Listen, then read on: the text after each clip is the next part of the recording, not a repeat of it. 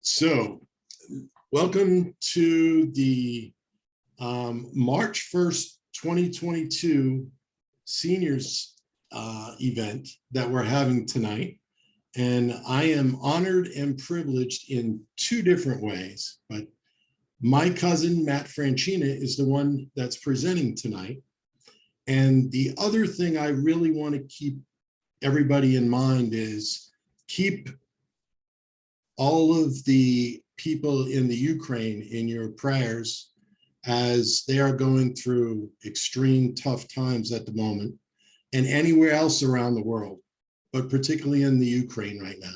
Keep those people in your prayers and in your mind, as it's a tough time over there right now. Matt, the floor is yours.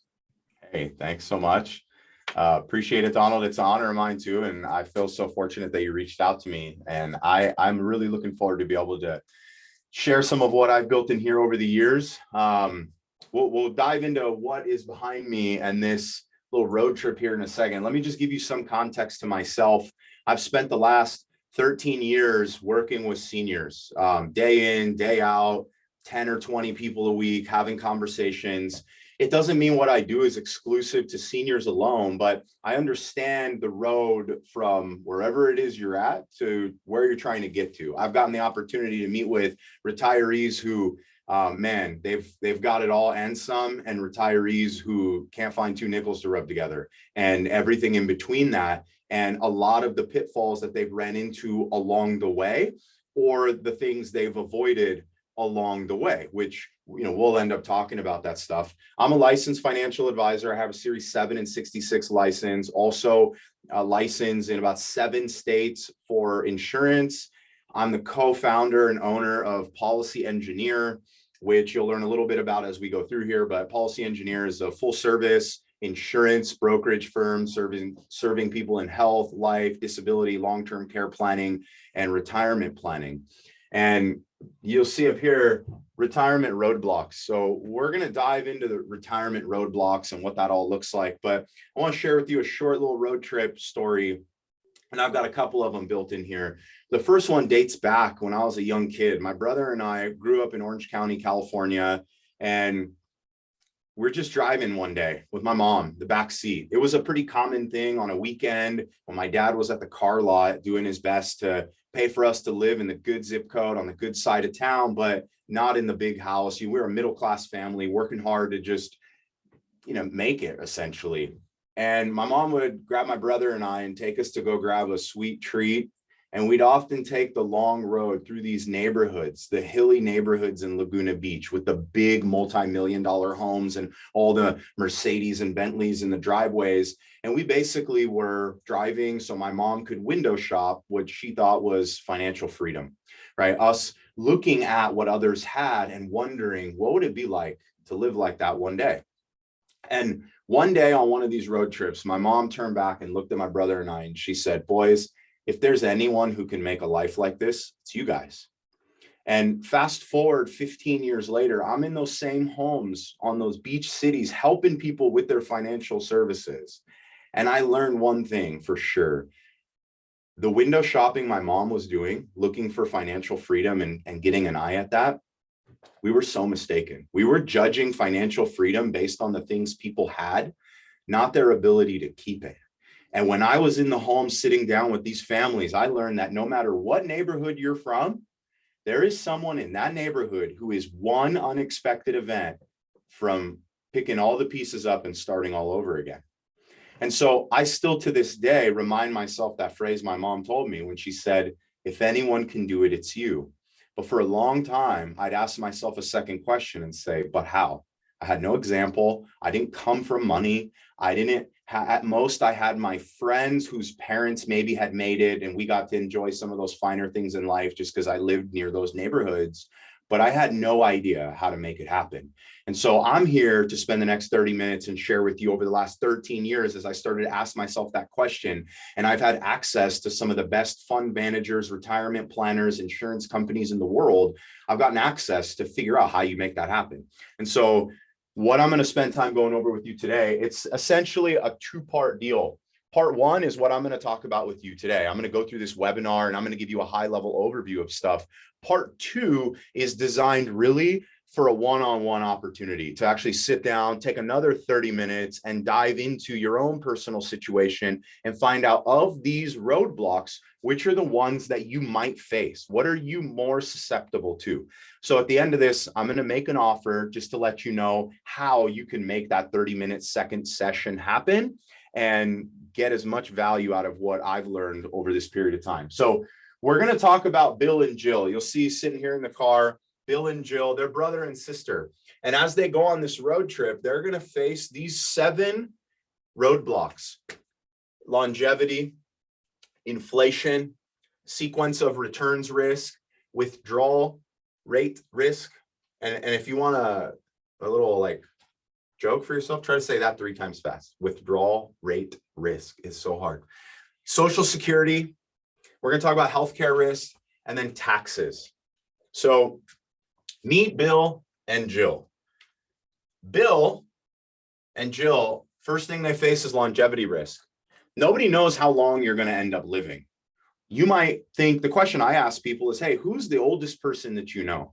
Like really think and say, who's the oldest person I know? And then say, man, do I think I'm going to live that long? Who knows? Nobody can answer the question for sure. But we know that statistics say that if you're 65 years old today, there's a 50-50 chance, a flip of a coin, that you'll live to be 89 if you're a man, and you'll live to be 90 if you're a woman. If you want to retire at 65 years old, that means that you need enough money to last you for 25 years at least, for a lot of people more than that. And you need to be able to keep up with some of these other things that we're going to talk about. So although you have no idea how to predict exactly how long you're going to live, and everyone's trying to find the fountain of youth and see if they can extend that further and further, well, with that said, that means you need more money also. And it's just important that if you're taking notes, you just pay attention and you say, well, how much am I on track to have now at my target retirement? And if I were to live until whatever age you want to guess to, would it be enough? That's the test you can put yourself to right now. But there's a lot of things that are going to affect that we do have a little bit more control over. So this one is a hot button right now, inflation. Inflation is, I mean, we're feeling it right now. This slide a year ago was nowhere near as important or as impactful as it is right now, because we're on track to put another date on this graph here, and it's looking like it might exceed the previous record. So this is showing inflation rates from 1960 to 1920. We've got an average of 2.1% from 2000 to 2019. But when you take into account before that, 1980s, 13.3%, the average is 3.7%. So there's a roller coaster going on here. We are looking like we're facing something like this again. And I can't tell you exactly what it's going to end up being like, but we know it's happening right now, right? I just posted something on my Instagram yesterday. Avocados have like almost doubled in price. In California over here, we eat a lot of avocados because they grow them here. They grow them in Mexico right up the street. But you go to Chipotle, you're about to pay the whole price of a burrito just to add some guac on that burrito, because the prices of everything are going insane because of a combination of a lot of things. Donald, you brought up Ukraine and what's going on there. That's definitely adding to the mix of things, and especially in some different categories. But the reason why inflation matters is because it's going to make everything more expensive. And so if you're setting a target now and you're saying, hey, how much do I need right now to live the way I live? And I'm happy living the way I live in retirement. If I were retired and I lived how I live now, I'd feel happy. You can calculate how much money you're going to need to generate the income you have today. But you have to inflate that number because everything is getting expensive, right? There's a few things that are true. No one's getting younger and nothing's getting cheaper. And so we've got to account for that stuff. So here's some numbers you can use to give you some ballpark stuff. If we take an example of a person who has a $50,000 income need right now to sustain their lifestyle, and we look and say, well, how long is it going to take for that to double? It really depends on the rate of how much faster things are becoming more expensive. At a 3% inflation rate, it's going to take 24 years for the cost of living to double. At a 6% inflation rate, it's half that time. It's 12 years it costs for everything to double.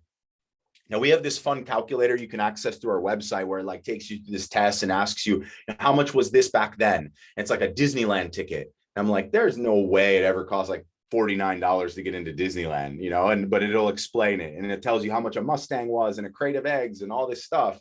Well, we're living through a time where we could probably assess will be somewhere in the middle. The average has been 3, but we're about to clock a bunch of additional inflation in there. So don't know exactly where it's going to end, but understand this impacts your situation and it impacts your ability to keep putting into retirement because stuff gets more expensive. And if you've been at your limit on how much you can put away for retirement, then you might be tested whether you can keep putting that much away. There are a lot of people who are going to have to start to contribute less in their 401k or their SEP IRA or Roth or life insurance or whatever vehicle they're using, because they're literally looking and saying, I got to figure out how I'm going to afford my lifestyle today. So I've got to adjust what I'm putting away for later. All right, so we keep plugging along. If you've ever been on a road trip, you know that if it's of any length, you're going to get stuck behind a train track. And this is alluding to timing is everything. We're talking about sequence of returns risk. And if you're on a road trip, you know, you get stuck behind a train, it could be an Amtrak and fly right by you. It also could be one of those like Santa Fe Express towing 700 carts of stuff across the country, and you're stuck at a railroad track for like 20 minutes. You listen to like 4 or 5 songs while you're there. Well, timing was everything. Some stuff that happened to you an hour ago is what made you get to here at this exact time. Had you been there 5 minutes earlier, you might have missed the train and been on your merry way. So the idea behind sequence of returns risk is its ability to delay when you arrive at retirement. So here's why. Okay, let's look at Bill and Jill again. Bill retires in 1996 with $1 million in assets. 3 years later, his sister Jill retires in 1999, also with $1 million in retirement assets.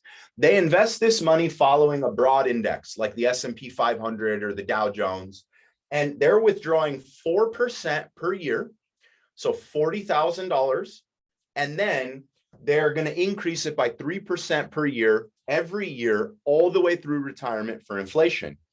But it doesn't work out the same. Jill has $1,963,556 less than Bill when we fast forward about 20 years later.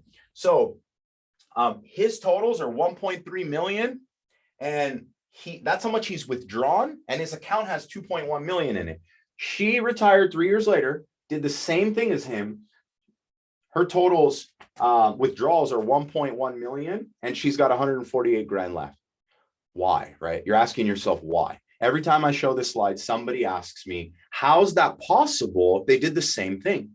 And it's because the sequence of when things happen to them. Bill retires right here, has about $1 million. He's drawing out $40,000 a year, but the stock market is earning more than what he's taking out. So his account is still growing and building while he's taking money and increasing his income. .com bubble pops. For him, that was a few years later. For Jill, it was only a few months later. So she's drawing $40,000 out. Then the market crashes on her. So the market drops significantly. Well, now Bill has like 1.2, 1.3 million. Jill has 500,000 because the market dropped. So we keep plugging along. Market has some recovery. They're moving along. What do we get to the Great Recession, right? The end of 2007, the market starts to decline, declines all the way through 2008 and into the first 2.5 months of 2009. And it's the worst decline we've seen in quite some time. Well, that happens to both of them. But at this point, Jill now has like 200K and Bill has about the million he started with. He's still taking out 40,000 every year plus 3% increase every year. They keep plugging along. The market's about enough to keep sustaining the income that they've been taking out. But because they're raising their income every year for inflation, she's not able to make it. The returns in some of these years aren't enough, and Jill's account value keeps dropping down. And we fast forward there, that's 2019. 2019, that's 23 years after Bill and 20 after her retiring. He's way up there. She's nearly going to run out of money. Who knows how much time she has left. And this is why sequence of returns risk matters. We call this the retirement red zone, this period. This like 3 to 5 year period when you first start to draw on your retirement money it's so important to pay attention to the amount of risk you're taking the closer and closer you get to that timeline of when you're going to draw on it. Because you might think, I'm only taking 4%, but the market drops 30% in 4 months before you can even pay attention to what's going on. Well, you took out 34% now. And then you're going to try to recover, but you're still taking out 4% of the original balance, but you have 30% less money. So now you're taking out like 6.5%. It's not the same. Okay, so we keep plugging along. Withdrawal rate risk. Okay, this is like needing gas. If you've been on a road trip, you know that if you're a lead foot, you're going to use that gas up a lot faster. And now with gas doing what it's doing, you need to be a little feather on the pedal, but you can control it a little bit, right? How much you're taking out based on the lifestyle that you are going to live. And the last thing people want to do is take less money out. I've got this client and she takes 10 grand a month out of her accounts. And then she asked me one year, she's like, I want to up it. I want to take 12,000 out. And I was like, you can do it, but it's like, I might call you one day and tell you, hey, we should cool it a little bit. And then COVID hit and the market tanked in the beginning of 2020. And I called her and I said, you really should take back out $10,000. She didn't even need the extra $2,000. Do you know how hard it was to get her to compromise? She's like, I'll take 11. I'm not going back to taking 10 because she acclimated herself to this extra $2,000 that she could just blow every month on whatever. So I just forewarn, start out slow. When you're taking money out of your accounts, start out with less than what you're going to need. Don't pull out extra because you'll never want to go back. So what happens here, though, this idea of withdrawal rate risk, there's a lot of misnomers out there, how much you can pull. And you might be shocked by this, but we're going to show 4 different portfolios here. This first portfolio is showing 20% equities, 80% bond, super conservative. Then you've got 40-60. Then you have 60-40. This is the most common investment portfolio that exists in America today. 60% stocks, 40% bonds. And then you've got 80% stocks, 20% bonds. That would be the more aggressive side. And then if you're in that other category, you're full blown all equities. Hopefully you're not right near retirement.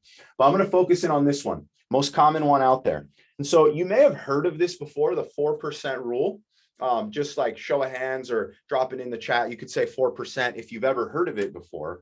But the 4% rule is essentially a study that was done using Monte Carlo analysis. Monte Carlo analysis is 1,000 stock market scenarios projecting outward and just saying like, how could it possibly go? It's said that if you take 4% of your portfolio value every year, that you'll be able to do that and increase it for inflation. And in any stock market condition, 2007 and backwards, historically, you could live through anything. You wouldn't need to really worry as long as you had a portfolio that was blended like this. You could take 4% out and raise it every year, and you'd ride through any of the economic cycles okay. The reason I'm saying say goodbye to the 4% rule is 2008 and 2020 completely messed that rule up. It doesn't work every time now. And so if you're writing anything down, you should write down what probability of success you want to have from your retirement income. You know, everyone on here, I believe, are real estate agents. So you know what it's like to work on commission. You know what it's like to go out and hunt and find the deals and invest in your business and in yourself and in your hopefully retirement planning, whether that's through properties or stocks or a blend of everything. But the last thing that you want to do is have an expectation for what your money is going to be able to do for you, and it fail on that at a time in your life where you're not going to go back to work. When you're 87 years old, that's a bad time to run out of money. When you're 79 and have some health challenges, you do not want to be wondering, how am I going to continue to pay for this lifestyle? Or I need to start to sell off and I need to start to totally change it. That's not the time when people want to compromise. So here's the point. From a probability of success standpoint, if you want a 99% probability of success, meaning even if you ran into 2008 and 2020 in your retirement, in the early years, you went through that whole sequence of returns problem, you shouldn't pull more than 1.9%. Call it 2 if you want. It sounds like not a lot, $1 million to give you $20,000 a year. Now, you guys know cap rates and how compression has happened to cap rates because property values have been going up. So I'm sure you have investors and people who look and say, what do you mean I'm going to make 3.5% or 4.5% or 5.5%? I used to make 6, 7, 8, 9 on an investment property, but it's like we can't raise the rents as fast as the property values have gone up. So if you can take that concept and then apply it into this sort of thing here, that being like your cap rate. Well, if you want an indestructible, under any circumstances, you're never going to outlive it, and you want to be able to have some liquidity, this is what the studies say, the Monte Carlo analysis. Now, I am a believer, though, and it has been proven you can use other asset classes than just stocks and bonds to help this. You guys are promoting that. Being real estate agents and using real estate as part of your investment portfolio will raise this number some, for sure. How much? It's going to depend on the asset class you're in and whether or not you are a prudent real estate investor and you actually raise the rents at the rate you should be. I'm dealing with a client right now who has a San Francisco property. San Francisco is these notorious rules around rent increases and all this stuff. Well, this guy didn't know that. He didn't raise the rent on this tenant for like 15 years. And I met him and I showed him how we can use a qualified opportunity zone or a DST 1031, and I can get him out of being a landlord and he can sell that. The problem we're having now is nobody's going to buy this $1.6 million property that he's charging $3,200 a month rent on, because in that area, he should be charging $6,000 a month, but the rules won't allow him to increase the rent. So he's like stuck. So real estate will help if you do it correctly and you raise those rents like you should.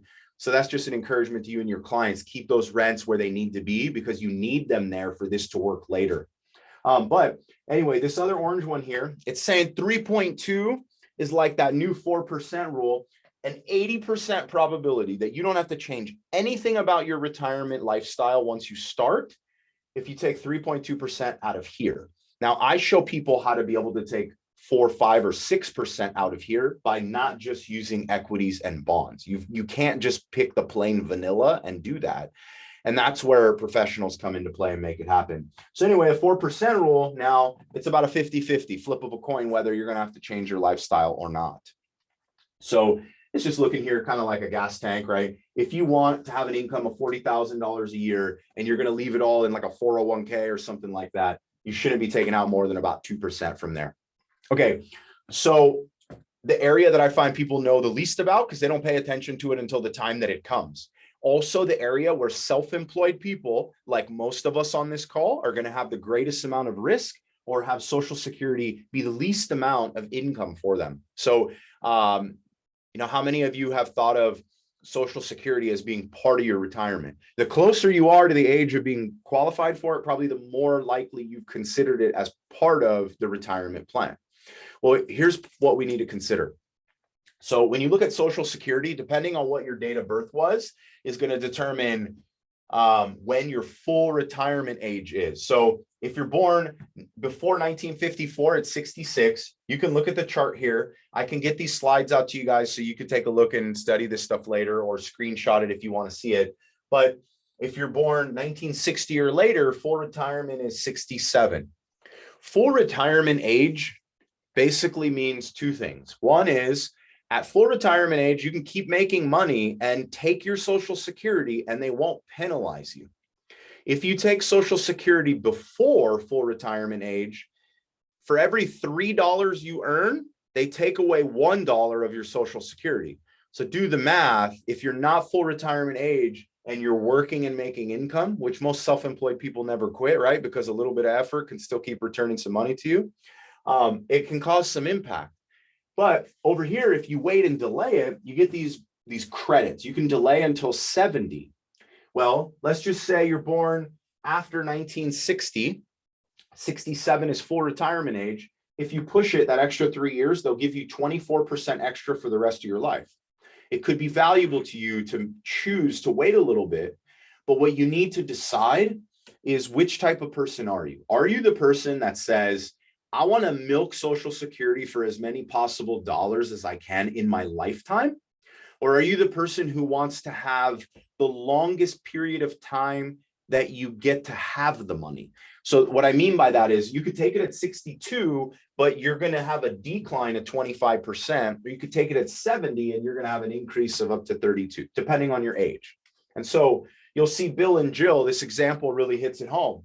Bill took his Social Security at 62 and he got $1,500. Okay. His full retirement age was $2,000, but he got a discount and he got $1,500 because he took it 4 years early. He ended up by age 90 getting $504,000 in total money to him, right? Jill, took it in right here. She had $2,640 and she filed at age 70. She got a 32% increase. And by age 90, she took out $633,000, $130K more by the same age. Now, thank God she chose this route, because her assets are in the toilet, right? So like, she at least picked this decision.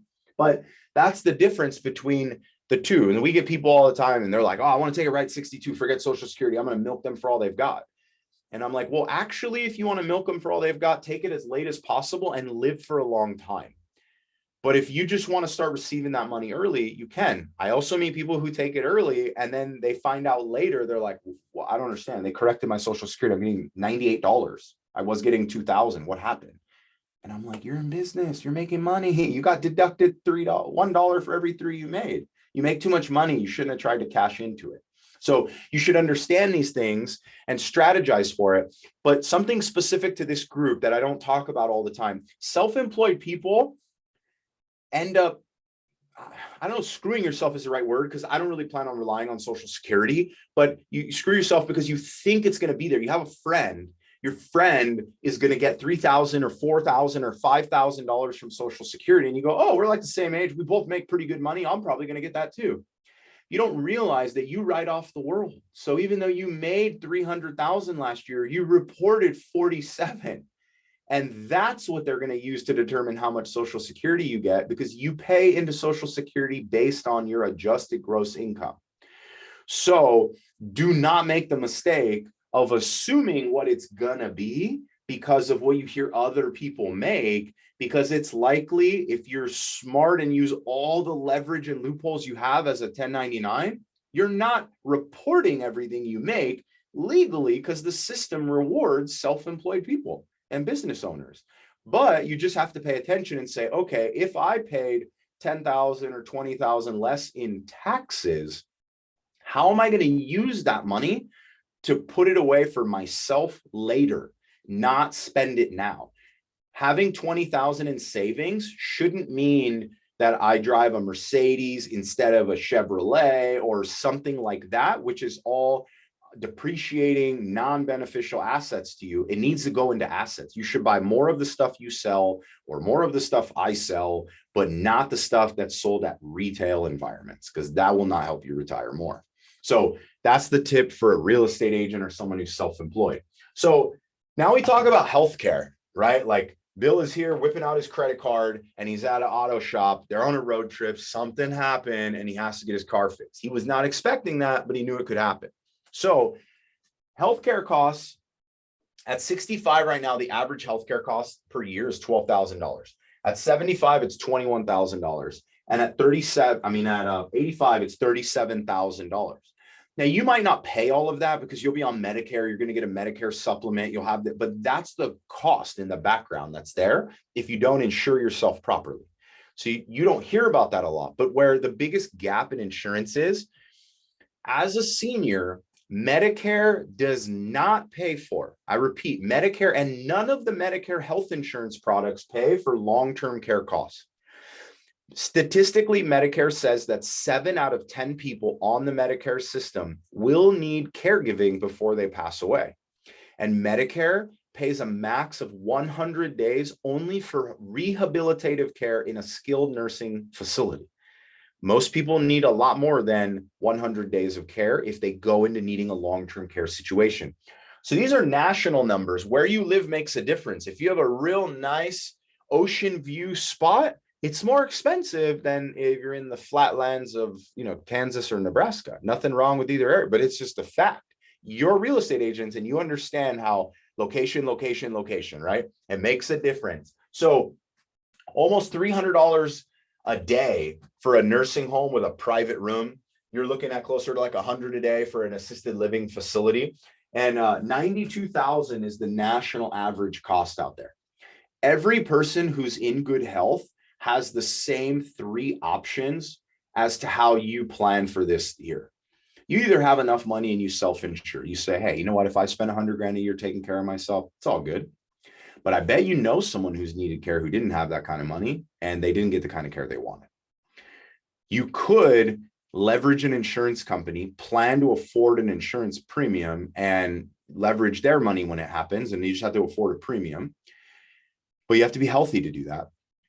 And then the third is you could rely on the state. You could do all kinds of asset packing and push it into trusts and get it out of your name and rely on Medicaid and the state to pay for it. But you will compromise the quality of the care that you get because the state will not pay for you to stay at the Four Seasons of caregiving.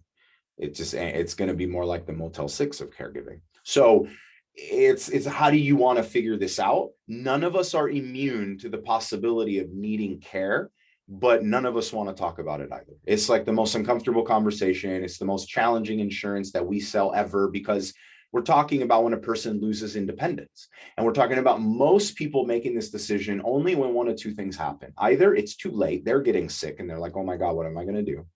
Or their spouse or closest family members going through it. And they're only looking into it because they're dealing with the repercussions now from someone else.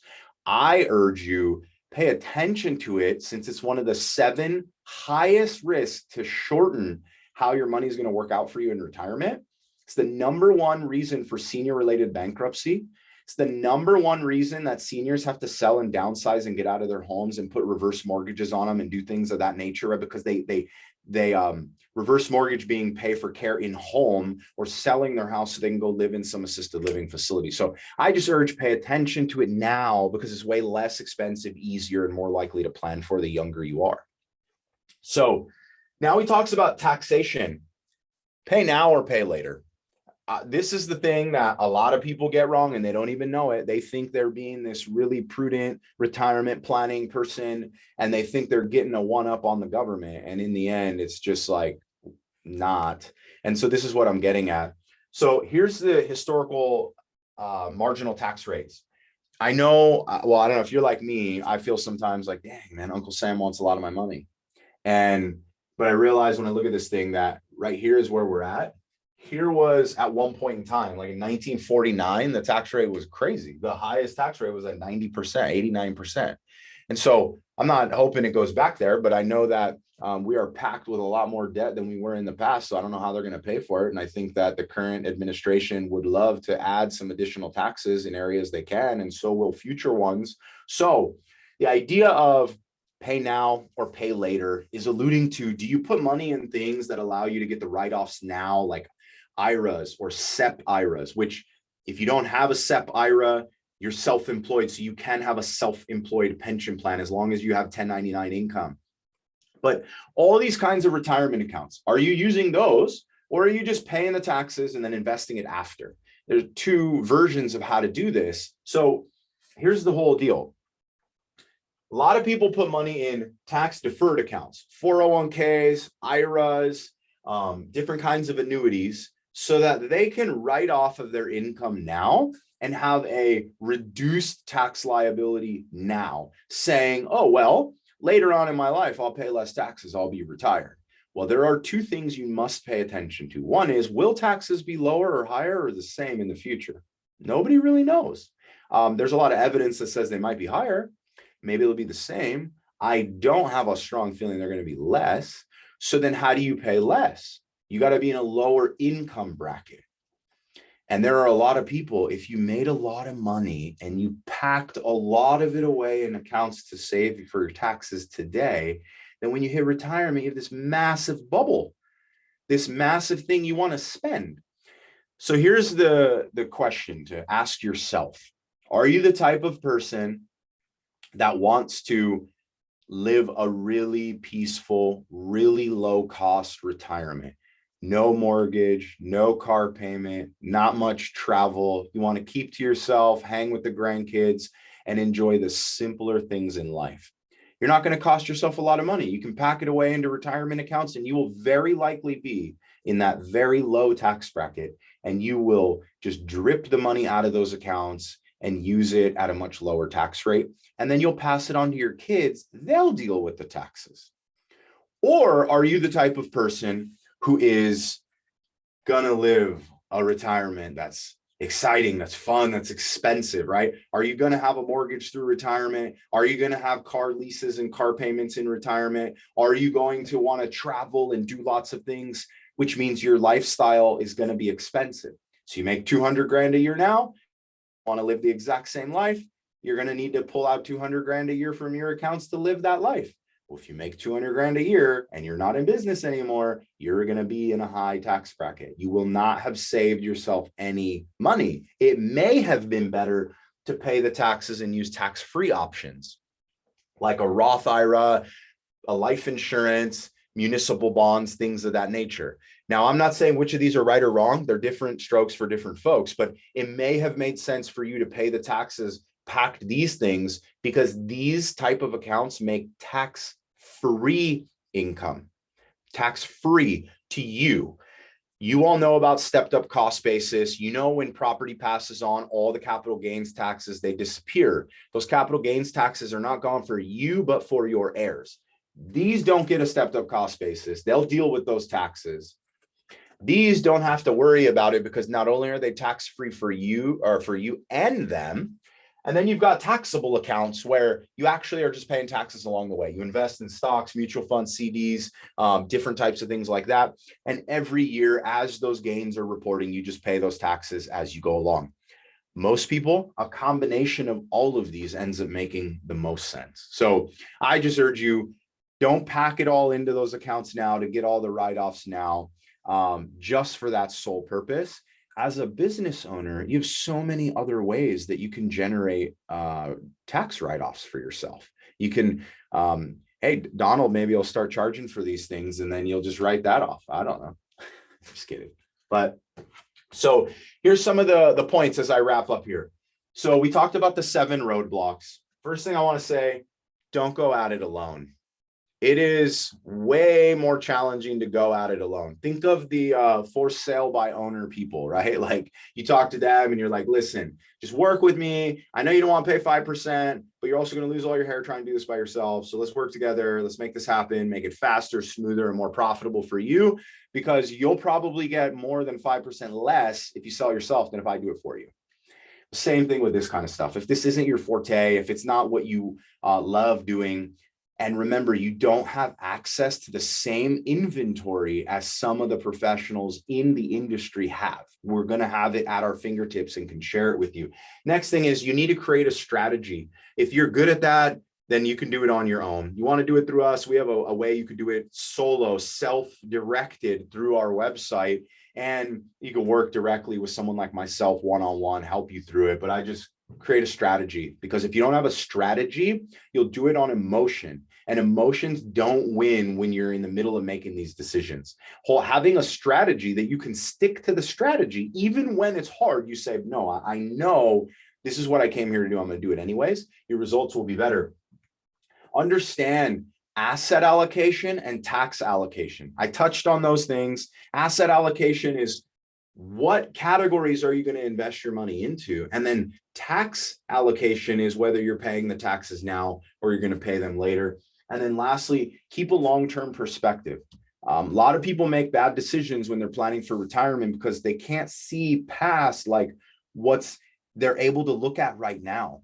But if you think about being on a road trip, how much of your total trip can you actually see? I mean, on a real flat road, the horizon at most, you need to have a long-term approach and recognize like, it's okay.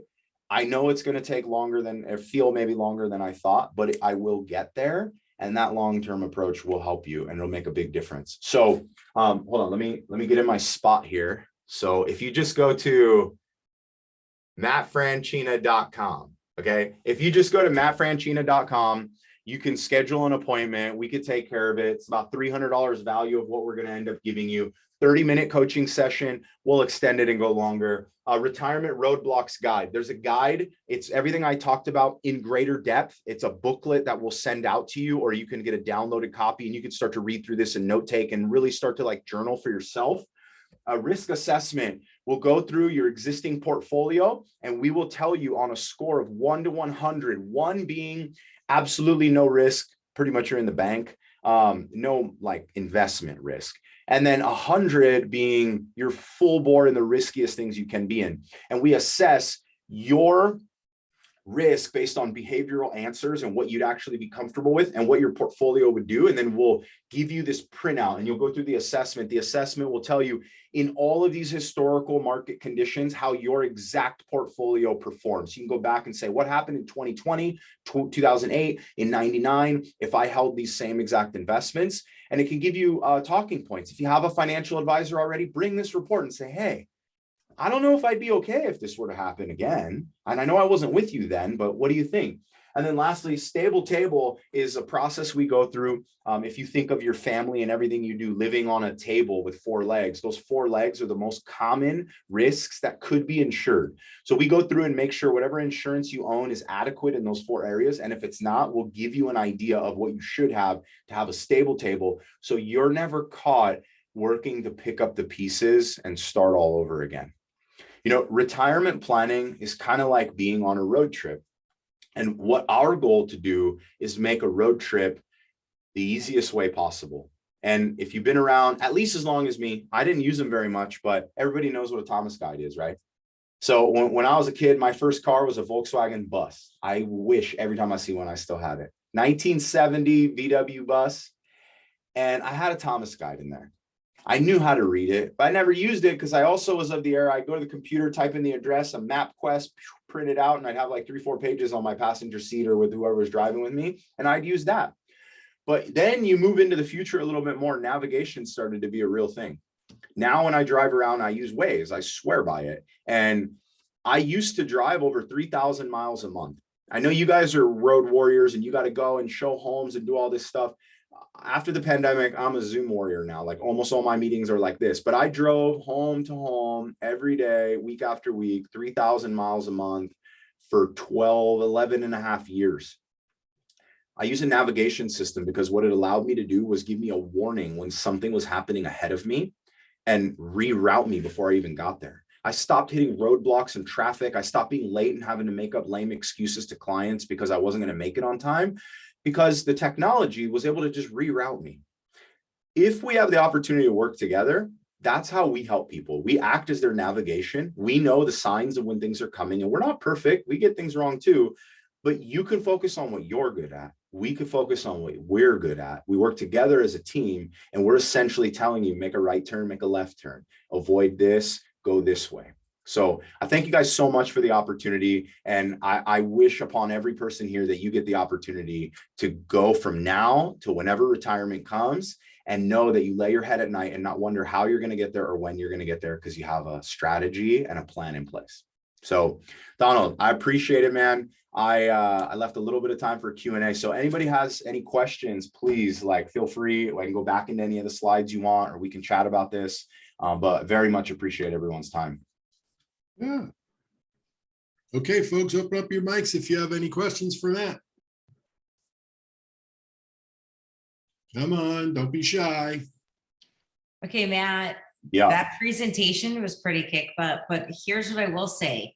The little monitor and the way that you handled it with all of your other monitors, nice job. Thanks.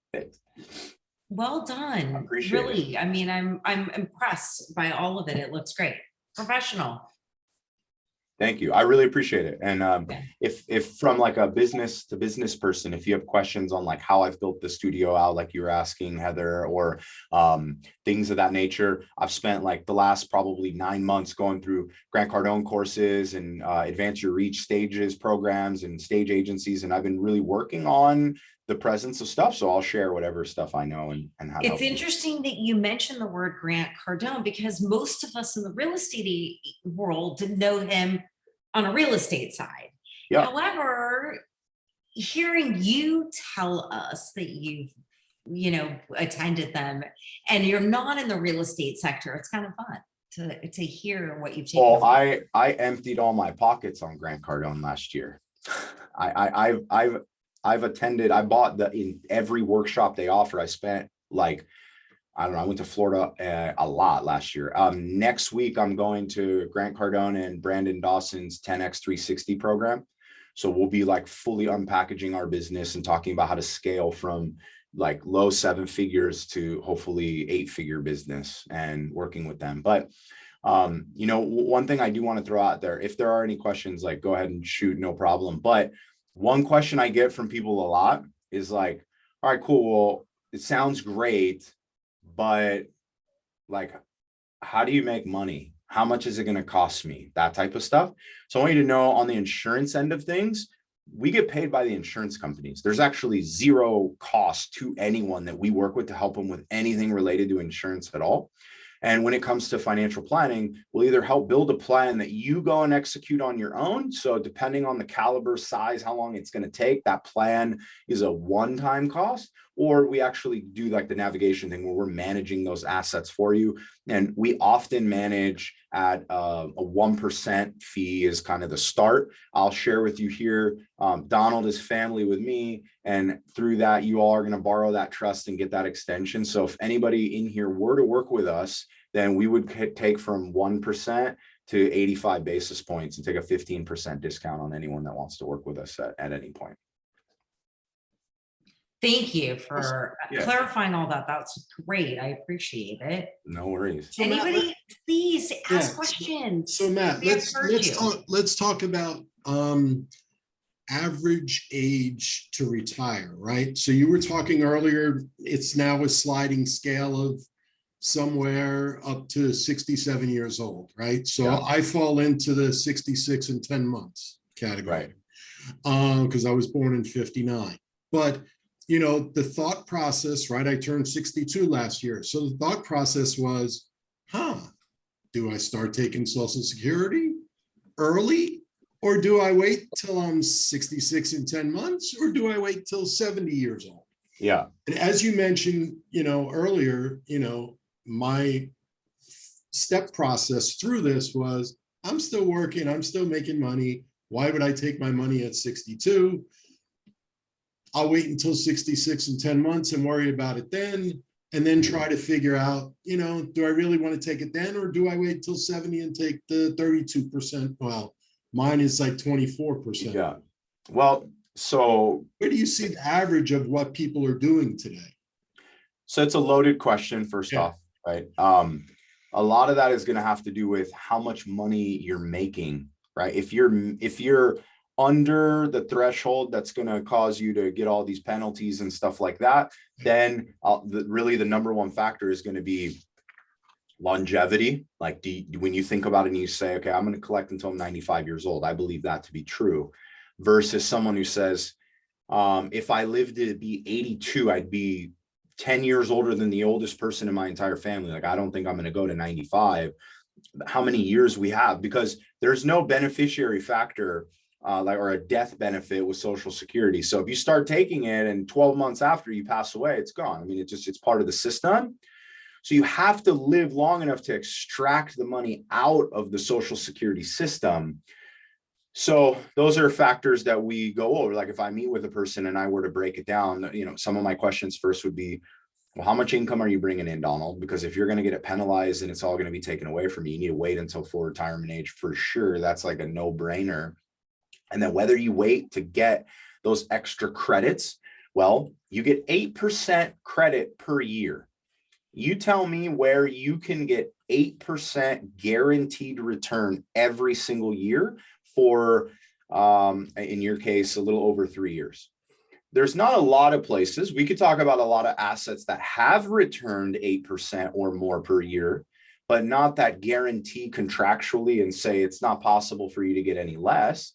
So when you look at that and say, well, maybe I should, even if I do want to take retirement income, maybe I should use some money from another asset that does not guarantee me 8% growth every year and let Social Security marinate. and get a little bigger and better and take it 3 years later. If you have the resources to do that, then that might be a way to go and say, well, okay, I'll let it marinate. But if you don't have those resources, right, and you know, like I want to cash in those chips, then we just need to look and see how's it going to project out over time, because Social Security increases for cost of living, but it doesn't match like the actual increases, because what everybody doesn't hear until you're living it, we just had the largest increase in Social Security in basically history, 40 years, right?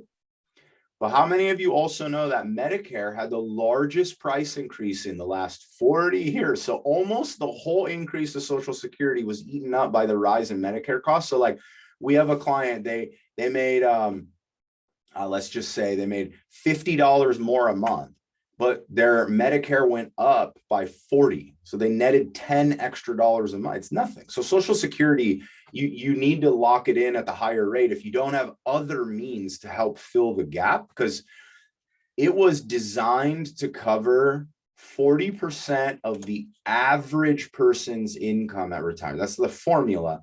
And if the more money you make, the smaller it's going to be, because like they only use the first $130,000 to pay into it. So if you're making 200,000 or 300,000, well, it's not going to be 40% of it. It's going to be like 10% of what you're used to making. So anyway, it's a loaded question. It's a great question. I'd love to elaborate more on it.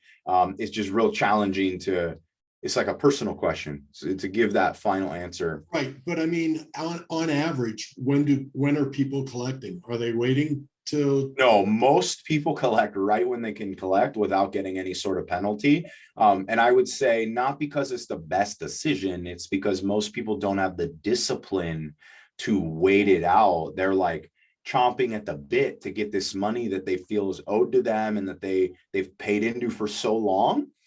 But if you do the math, most people, it would benefit them to wait and take it later. Gotcha. To those who wait, win often, not always, but. What do you think? What do you think about these people who are doing this expat thing, right? Moving overseas, moving to another country to save on their cost of living and actually making their retirement stretch a little bit longer. Donald, with the way that things are working now, I'm ready to go rebuild the studio in Costa Rica and start doing it tomorrow. I mean, like the freedom, depending on the business you're in, is there. Obviously, moving to another country, you're going to have some things that you're going to give up for some of the other things that you're going to get. So if you got $1 million in America and you go to like Costa Rica or Panama or some of these real popular countries to do that, well, it's like retiring with $20 million in those countries. So you're going to live it up like a freaking king. Now, you may not have the exact same quality medical system. You're not going to have access to like some of the things that you may look at as the securities available here. They're not the same in those countries. So I would weigh that out. But I definitely know people that share time, like a lot of time between here and places like Mexico, Costa Rica, and they're retired. And, we visit with them one time a year in person, one time a year over phone or Zoom because they're out of the country. And so it's definitely a smart decision. The one thing I would say is it is way harder to go from the center of our country to the coast during retirement than it is to go from the coast to the middle, mostly because the wages were higher in areas where it costs more to live. So if you leave a high cost area to go to a low cost area in America, it's easier. We get people who come from, like Ohio or something. Nothing wrong with Ohio, but the home prices are nothing near California prices. So you could sell your price, like your house, for incredible price. You're like, oh man, I got $498,000 on my home. If you come to my neck of the woods, $498,000 is going to buy you a 1-bedroom condo with a view of alleyway or something. It just, that's the prices are, right? So the expat thing works really well for a lot of people. I would just do my homework to be prepared for like, what is it you're going to get into other than, your money going further. Yep. Any other questions, folks? We're at the top of the hour. Yeah, this is Dan, and this was a great presentation, and I really enjoyed the studio. part that you had, but I'm right in the middle. I'm right in the middle of my strategy. You're talking about the strategy.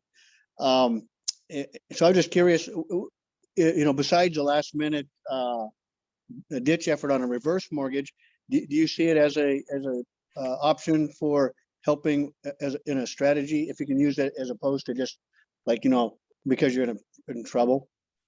So are you asking me, is a reverse mortgage a strategy outside of doing it in like an emergency situation? Right. Yeah. Could you see it, a reverse mortgage being part of an overall retirement strategy? For sure it can be. There's definitely some like caveats to using it as a plan. Like that person definitely needs to love that house and love where they live, because although you can unwind those things, it's not as easy as just listing your house and getting out of it, right? So if you know for sure that that's the house you're going to spend the rest of your days in, one of the number one ways that we'll use it is to plan for long-term care. Because, that slide that I went over where we talked about caregiving costs are insanely high.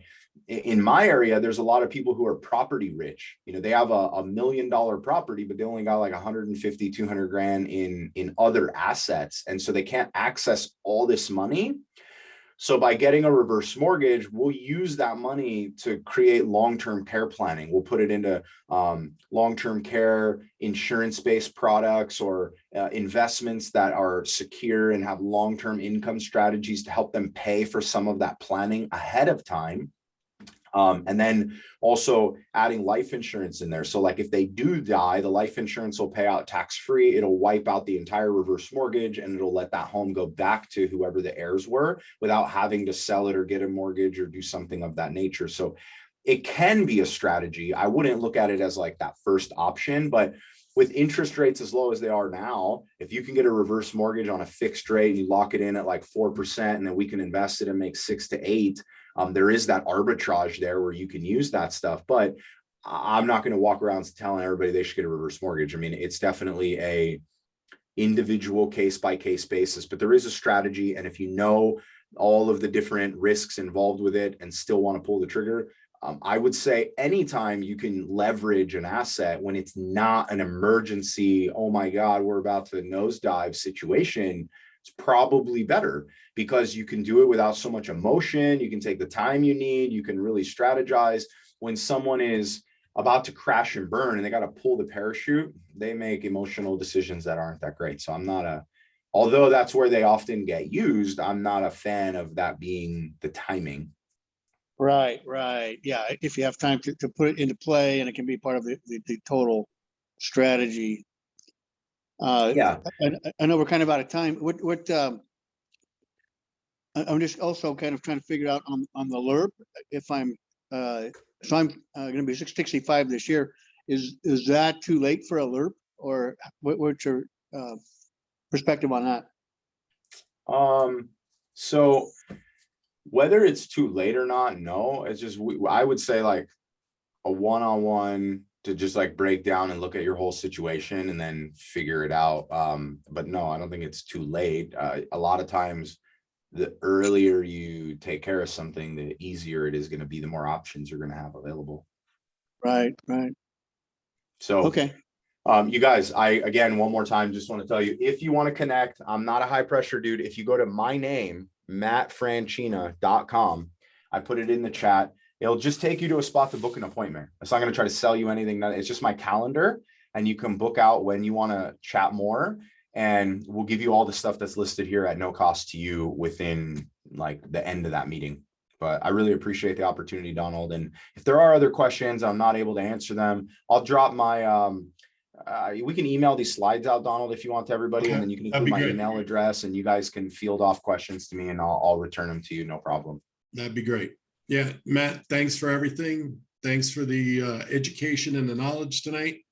And we look forward to one day having you for the second session. Hey, awesome. Cool. Well, I'll talk to you guys soon. Have an amazing evening. I know it's late over in Florida. Yeah. Thank you. I just want to thank everybody for showing up tonight. Yep. That joined us. Thank you so much for joining us. It's recorded, so if you missed any of it, Donald will have it on our YouTube channel and in Facebook and Workplace. We are going to see you here next Tuesday. Yep. Awesome. Have a good one. Thanks, Hey, take care, everybody. everybody.